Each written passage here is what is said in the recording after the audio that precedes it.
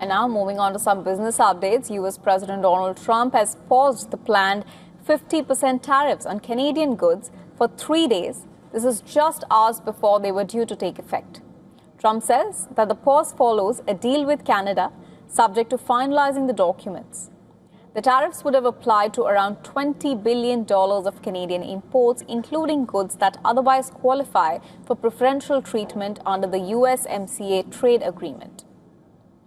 The announcement follows weeks of negotiations between Washington and Ottawa, with Trump and Canadian Prime Minister Mark Carney speaking again on Tuesday.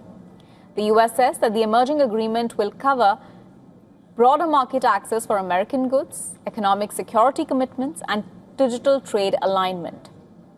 Washington has also cited Canadian dairy duties restrictions on U.S. alcohol and auto trade as key concerns.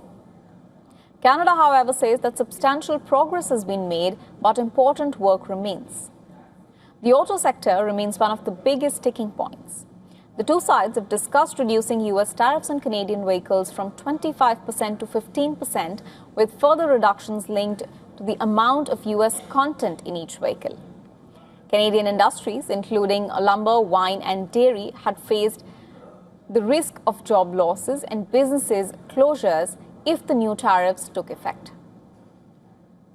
The 3-day pause now gives both the sides more time to finalize an agreement, while Trump has also raised the possibility of reviving the Keystone XL pipeline.